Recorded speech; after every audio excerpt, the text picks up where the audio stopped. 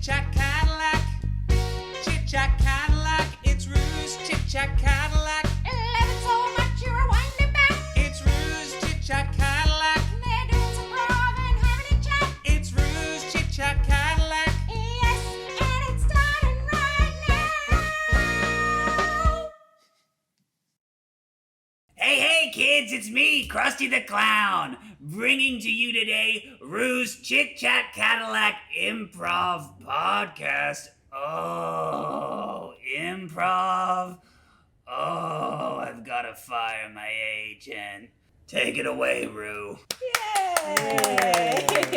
Krusty! Thanks, Krusty. Hang in there, little guy. Today, we are bringing the podcast to you from all the way in Delhi, India, and we have representatives from Kaivalya Plays, a group that Scary Strangers has just done a massive collab with, introducing Gaurav, Varoon, and Riddhijit. How you doing? Awesome, great. Thank you for having us. Feeling good. Amazing. Yeah, excited. Thank you so much for joining me on the podcast. We are just off the back of doing some workshops and shows together yesterday. I had a great time yesterday. We're still buzzing. We were really keen on working on sketch. So the fact that we got to build some of them, some of the stuff that came out yesterday was psychotic, which was great. Some fit perfectly in an orderly fashion, and it was really easy, which was surprising because we've been trying for a long time, just we couldn't figure out how to do it. But after yesterday, I know I definitely feel more interested. And also about the Herald, like how quickly we were able to pull it off. We did 2 Heralds in the space of 3 hours, which is brilliant. Yesterday, when we went to the initial exercises, somehow something happened, and I sat with Shashank and Kushagra, 2 of my other friends who do improv together, and we just started like pitching ideas, and like in the end we had so many ideas that we were compiling it together. It was not making a complete storyline. We had like spin-offs of the same story. We practically made it an entire South Park episode or something like that.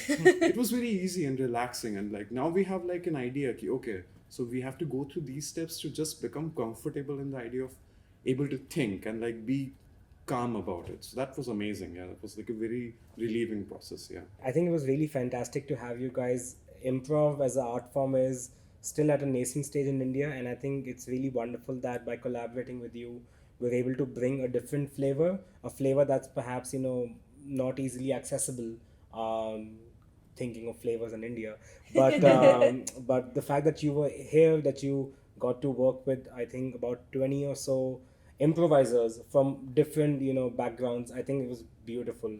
And the fact that, we could get so much done in such short time, I think it's a testament to how powerful improv is, that you don't need a lot, you need to show up, and you just need to have the spirit to do it. So that was really beautiful, and we really enjoyed having you guys over. So Yeah, the atmosphere in the room was electric the whole day. I absolutely loved it. And of course, I have Tom co-hosting with me today. What's up? Tell us about how Scary Strangers even envisioned a trip to India. So last year I took a trip to India retracing the steps that my dad took around Rajasthan, and he would not shut up about this trip to Rajasthan that he went on. So I wanted to go to all the same places that he went to, and I ended up going to Jaipur Comedy Club and performing there and realizing that India has this epic comedy scene full of really lovely, really friendly, warm comedians. And as soon as that trip finished, I was like, when can I come back to India? And then happened to stumble upon Kaivalya Plays and saw you were doing a collaboration with an English company. And I thought, well, if you guys are doing it with an English company who are improvisers, why not do it with an Australian one? So reached out to Gaurav, and then you guys ran with it. And then here we are. It's amazing. Absolutely. And it's not only English and Australian companies that you guys are collaborating with. You're bringing in people from all over the world to the Delhi improv scene, which is absolutely incredible. Can you tell us a little bit about that? No, absolutely. I think for both myself and Varoon, Kaivalya has this transcultural approach to the arts because the world we live in is transcultural. All of us grew up watching American sitcoms or listening to English songs. So the India of today is very transcultural. And I think with that sort of philosophy, we also want to bring artists from different countries to the audiences here. But even if our languages and our cultures are so apart, improv really is that unifying thing that can bring us together. So I mean, it also started with our work. It's always been about inclusivity. We don't come from a long line of artists. We're first generation artists ourselves. So us trying to do any type of performance art, we had to go and find our tribe. So we had to be inclusive. Improv is essentially a language that you share with anyone around the globe. Whether we're doing it in Spanish, it's still CE, or if you're doing it in English, it's yes and. But you're working on these same principles, and they all really boil down to kindness, taking care of each other, making your partners look good. And I think that's the kind of people who get attracted to us as well in our work. And when we collaborate with international artists, that is a fundamental part of what we're doing.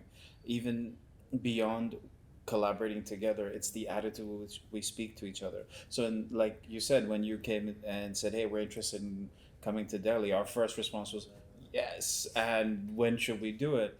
And we try to figure out how to do it rather than tell him, look, I'm the director, don't come to me with this nonsense, or yeah, I mean, mind your own business. It's always an attitude of like, what do you have in mind? Can you explain it? So it's always been there. And the fact that we're a very multilingual group. Before this, there was Calambur Teatro from Spain, but during the pandemic, we also noticed that India is so varied in terms of languages. We had an initiative that lasted, I think, 12 weeks, which was with improvisers from all over the country. So there was someone from Chennai, someone from Bangalore, someone from Jaipur, and they all speak different languages, and they would do scenes where somebody was speaking Punjabi to someone who was speaking Kannada. And while they may not understand each other's words, it's that attitude and what the scene is about and how you can communicate non-verbally that made these scenes work. So we're really keen to see where else we can take this. when you're learning a new language, improv and even a lot of simple improv games can help you overcome that fear. So like Varoon was saying, we've done sessions where we learn Hindi using improv, also Punjabi, also Spanish. So we've had this opportunity, and all of these came in the pandemic when people were looking at ways to connect and come together. So language and improv, was a great way to bring people together. I'll give you a quick example, in fact, because I was doing this today with another teacher. He's about to start a course, and he said, hey, can you show me some of these games you play with the kids? And so the simplest one is this one. We want them to learn how to count from 1 to 25 in Spanish. So online also it's really boring just to get them to say numbers to each other. Mm-hmm. So what we do is we give them a list of speeches that people give, like the best man at a wedding or giving directions. And students have to pick a speech, but they don't tell us which. And then they count the numbers as if they were giving that speech. So like if you're giving a toast at a wedding, it's 1, 2, 3, 4, 5. And that's something that they get to use to say the numbers in Spanish, and also have everyone else who's involved in the class guess what the speech was. So it was one of those things immediately where you see the power of improv to learn language, and you move the focus away from mispronouncing numbers or getting the sequence wrong into just trying to play this game. And so the fear of making a mistake starts to evaporate. So this is the kind of thing that we learned from trying to apply it to multilingualism, and it's been really fun. Wow, that is absolutely fantastic. I can't wait to see where you take this next. Now, before we deep dive further, let's do a little bit of prov. Krusty, can we have a word of suggestion, please? Your word of suggestion is bagel. We see a typical American cafe with a bunch of people hustling and bustling through the space. Order up. Hi. Sorry, I just one bagel, please. Hey, yo, you're holding up the line. I'm trying to get my coffee here. I'm sorry. I'm trying to talk to her. It's. Oh. I'm trying to get my coffee here. I need my coffee because I'm very stressed out. Look, if you're going to get rejected, you might as well do it quickly. No, fine. One bagel, please. Shit, shouldn't have Okay, tried. one bagel. It's my first day, so let me just find that on the till. I remember, food was, oh God. Don't worry. Bagel. Oh You my got God. this. If only you could see yourself the way I see you. If only you two could see the way I see Hey, you. I'm trying to have a moment here. Oh God. If you could only see how hungry I am.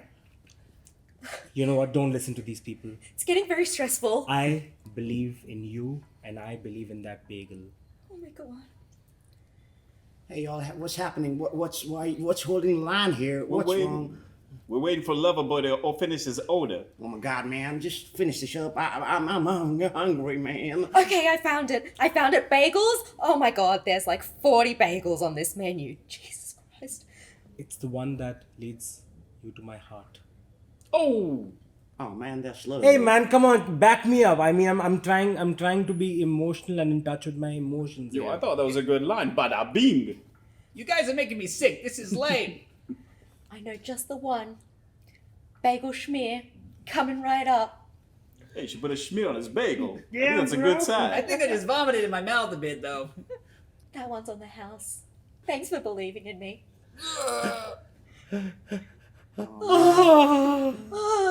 That's love. Ooh. And Saeed. Okay. Wow. Starting red hot. We love it. Love it. Shall we do a little chit chat? Yes. Sure. So, I would love to know how Kaivalya Plays came together. What is the origin story here? Where to begin? So, I mean, we've been around since 2012. I moved to Delhi in 2009 after living in Panama. I started my theater career in the Theatre Guild of Ancon, which is the oldest continuously operating English theater. Wow. And then over here in 2012, improv hadn't really started. It was something kind of new. There was one other person with a very interesting name. His name was John Abraham, and he worked out of his church. And he used to, John Abraham is the name of a very famous Indian movie star. So it was already bizarre enough because everyone thought like there was a movie star teaching improv, but it was just this guy in a church. Very sweet guy. Tom Cruise improv. Pretty much. That's what it was. I was very lucky that around the time in 2012 when I started teaching improv, and it started in a very weird sort of organic way. There was a very big theater director who came to Delhi looking for volunteers to work backstage, and I knew him, so I put together this team. And since there was no payment, what I offered was, hey, would you like to learn some improv? And so they were the first people who came, and they were blown away by it.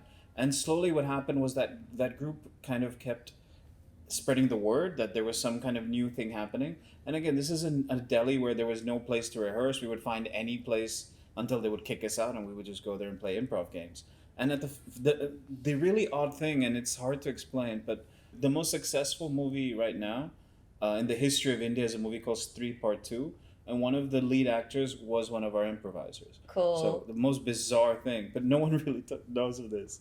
And slowly, some of the students started getting into the National School of Drama because they're asked to do this in their auditions. They kept spreading the word that there's this thing. By 2014, we had our first performance team called Q-Less Improv. We were in love with that name, Q-Less, wow. Except no one ever announced that name in a show. Anytime we went to perform, they're like, and welcome Clueless Improv. We're like, it's Q-Less. We are not clueless. Again, that team had this lovely run where we started building a movement towards getting out of auditoriums, where instead of going to an expensive auditorium, you could go to a restaurant and perform there and start building a following. Mm-hmm. And over time, we had this great sort of run where we got to this place where we were getting a community of people who kept coming to watch. And it just kept evolving until it got to a point in 2018 where our focus shifted, and that's when Gaurav joined the team.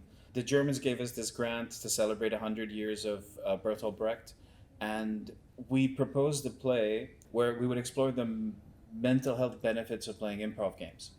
And thankfully we got it, and Gaurav came in and helped put a lot of the production together, and we started performing that play, and that play did really well, and then Gaurav will tell you what it led to from there. Oh, that's my cue. Then since 2018, we've, I think, been fans of applying theatrical techniques to different issues, so to say. So with Unravel, we applied improv to this lens of mental health. After that, we took it to gender. We made another production. And slowly and steadily, I think we discovered this methodology that works for us, which is, looking at how young talent, young voices in the community can find a space to come and perform and to bring new works. Secondly, how can we have more languages, not just the spoken languages, but the languages of theater, languages of improv. And I think what we discovered that, it's not about helping ourselves grow, it's about helping the ecosystem grow. The fact that, we're able to bring you guys, and that, someone in New Delhi is now able to get a flavor of what goes on in Sydney on a Friday night. And I think that's a really beautiful thing that I think Kaivalya, we're trying our best to, keep at it, to keep offering diverse experiences, to keep bringing newer voices to the theater, and also to not take ourselves too seriously while doing it, keeping that, space for us to reevaluate what we're doing, to question ourselves, and, not get caught up that this is the way we do things. No, we do things the way that we are doing them on the day, and, being open to feedback. We did more than a year where every Wednesday, and this is how we really got to know Riddhijit. He would come every Wednesday at 8 p.m. to a Zoom room, which at its peak had 200 people at one time playing improv games together. And all it was if you're showing up, there's no audience, you're going to play. So we would break them into teams, they would do things. But it was really insane how you could do that with just two facilitators in a room, one making sure everything's going all right, one leading the games, that you could manage such a vast team of people. So how do you find out about the squad, Riddhijit? I had seen one of the performances by Kaivalya, Unravel. It was in Habitat Center, and it was something very much different from something that I had seen. And then I had followed them on Instagram or something like that, and then this improv jam started happening. So I went in and I did not know what improv was. They were doing this show and they were holding auditions for the show. So I went in and I was like, hey, I can do some voices and I will just go and do some crazy voices. And I don't know the yes and rule. How much can I follow that? It was in my head. So I just went for it. And then the audition process happened. And then after the audition process, I think Varun stayed online and he said, can you stay online for a few more minutes? And then he asked me, so this is you doing improv for the first time? I was like, yeah. Do you want to collaborate with us or do you want to work with us one day? Yeah, sure, absolutely. And then I worked with them. So somehow it brought back the entire idea no, it's not limited to getting in a space together. It's just about people talking to each other. That's a lot of the process itself. So that's when I was like, okay, I'm back in the loop again. I started writing again and everything came back. And that was also the first time that I had, I primarily wanted to be associated with the backstage process. I liked writing. I used to like doing the music for plays and the design and all these things. And improv was okay, go on the front. And it pushed me to go to other theater groups and etc. And I worked with them, did plays. And Kaivalya was always in the back of my head. I can always go there for enjoying the process if anything gets too much tiring or something like that. So yeah, so that's how I came through it. And I still don't call myself an actor, but yeah, getting a chance to work and also in the space where you can actually say you can bring a random idea. It won't be the craziest idea, and they'll be like, okay, interesting, okay, are you sure about it? I'm like, yeah, I'm sure about it. So they're not rejecting it right away. So there's okay, try it, be embarrassed for yourself, and then go ahead. Yeah, get it wrong, mess it up. Yeah.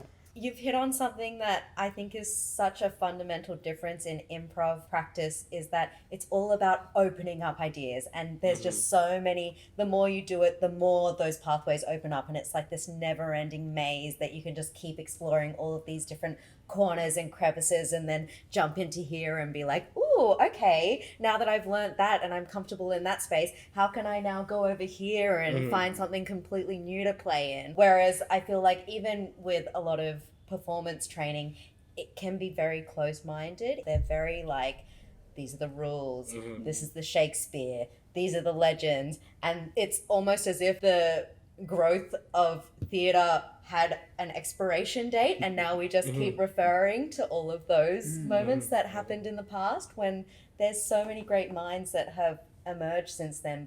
There were many instances where we were hitting against Indian theatre, where first they said, what you're doing isn't theatre. We said, fine, if it's not theatre, whatever you want to call it, call it whatever you want. We started calling it the work, just so people would stop kind of getting upset at us. There was this really big movement of no one's going to do anything, theaters are closed. But what improv gave us again was this amazing power of saying spaces don't matter. Anybody who has a Zoom account can now do something. Yeah. And so people found us, and again, that accessibility aspect of improv, where anyone was welcome to come. You didn't, if language was a barrier, we found another language to do it in. If the only thing you needed was an internet account, and India has one of the highest rates of internet penetration in the world. So when it comes to what keeps people from being able to access or have access to, the internet is one of those things in India where almost everyone has access to. So, I mean, these things really kind of inspired us to keep going. And I mean, talking about it now is really nice because lately we've done so much. I think we kind of lose sight of everything that got us here. Yeah. Totally. Yeah. It's really easy to lose pace of like how far you grow because of the momentum of things moving forward. But always nice to check in and reflect on like, oh my gosh, we've come so far from where we started. And that's exactly what you did in the workshop yesterday. And I think it's really intrinsic to this idea of improv that you're doing it with people. So, you're checking in, you're having those conversations with them. And I think that's why I really appreciated your workshop yesterday, that even that you've come into this, maybe an environment that's different than yours, and people with different pop culture references, but the fact that you were open and you also made it open for them to bring their reference, I think that was beautiful. Yeah, I really appreciate it. I mean, I was really burned out before I did the workshop yesterday, especially as a facilitator. I felt myself being bitter and annoyed. But then yesterday afterwards, it was like, oh, great. And what we love about improv is that it provides tools. I can't tell you how many arts forums and panels I've sat through where they keep telling me, you will leave with more questions than answers. I'm like, could you give me some answers though? Because I mean, that's why we're very oriented in terms of we could use some answers. And yesterday was that. It was just a very straightforward way of, here's a tool, try it. Here's a tool, try it. And it was so quick. And now I feel like so just refreshed. And, I love like that. happy to try these things. We're very excited. I'm getting messages from people who are like, now can you start a writer's room where we can start doing sketch?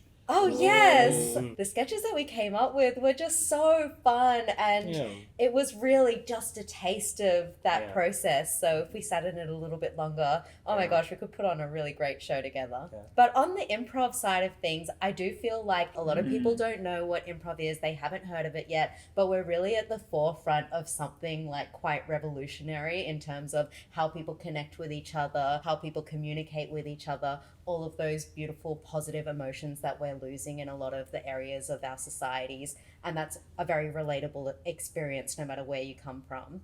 Because improv has this inbuilt idea of like, you're going to reevaluate, you're going to look at this again and see what's possible. And it's not stressful, it's okay, it's not that hard to make another thing.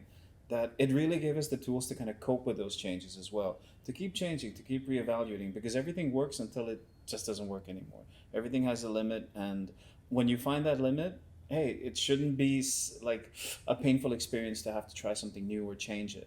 And I think that's where like improv gives me those things, that it's okay to do it, it's okay to change, it's okay to retract, consent given, it's okay to ask for more information about what you're doing, so you don't just jump into a situation without anything. We have something called in India called the Guru Shishya tradition, which means you don't question the guru, they just take their knowledge. But for us, that doesn't work, especially, I mean, from our different backgrounds, like we don't really fit into that thought process. We want to question because we've been denied knowledge a lot. Totally. I think that also brings to light that really nice crossover between improv as a performance art, but also just as a life skill. Just continuing to be okay with change and experimentation and getting it wrong and not beating yourself down off the back of that, which I think again is something that is like so ingrained into how we grow up. I mean, that's the famous line, no, that in improv there are no mistakes, only opportunities. I think that's a philosophy that I've really tried to, like, for my own personal life, really use it, because you don't know what's gonna happen.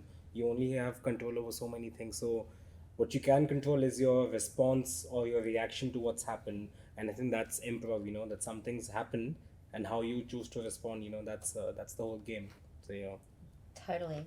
Well, thank you so much for joining me on the podcast. This has been absolutely so insightful and delightful. Now let's finish off with a little second beat of improv. Oh, hi, you're back. What is it, another bagel schmear? You've not been returning my calls. Well, it's gotten very awkward, Frank. Sarah, it's okay. There are some things that fit inside a bagel and some things that don't. Oh no, not use two guys again. I'm still trying to get some food. Hey, listen, we're trying to have a private conversation, okay? This is a chat between one man, one woman, a moderately sized bagel, and that's about it, okay? Why aren't you returning his calls? Oh my god, I can't believe I'm back here again with these doofuses. Oh my god, I just want a coffee so I can continue going through my miserable life, and here I am with Listen. you people again. Look, guys, I'm a low maintenance lady, but Frank brought me to this cafe for the date where I work. Okay? Jesus Christ, Frank, that's Yeah, pathetic. Hey, I thought she could get two things done at once, you know? She could eat and she could look at her co-workers eat. Hey, my guy. Hey, my guy. You remember last time you asked her on a date? I know, man. It's crazy. This Well, guy- the joke's on you because I got that date, okay? Guess where he took her? Where, man? This cafe. Oh my God. Yeah, that's so crazy. That's nuts. Sarah, trust me. Give me a second date. Where you gonna take her this time? You gonna take her to a home? You gonna watch her just do the laundry, do the dishes, and then maybe she can conveniently make food as well? You had your chance, Frank. No. Now, as you can see, I'm at work, and all these hungry people deserve to be fed. So you better get out of here, you scumbag. Are you having relationship issues? Are you taking your dates to wrong places? I am. Okay, bro. I mean, I'm sorry I jumped into their thing. Yeah. You Holy guys shit, want help? it's Hitch! It's Hitch in this little deli! Oh my god, Hitch! I have so many problems, I'm so fucked up. Hey, Hitch, tell him where to take her on a date. Yeah, go for it! if you want to go on a date, go to the Winnebago Island. The Winnebago Island has the best food. Hey, Hitch, I'll go to Winnebago Island with you. Oh! Okay, that's interesting. Wait, I'm still waiting for my coffee. And scene! Hi! That was Ruse Chit Chat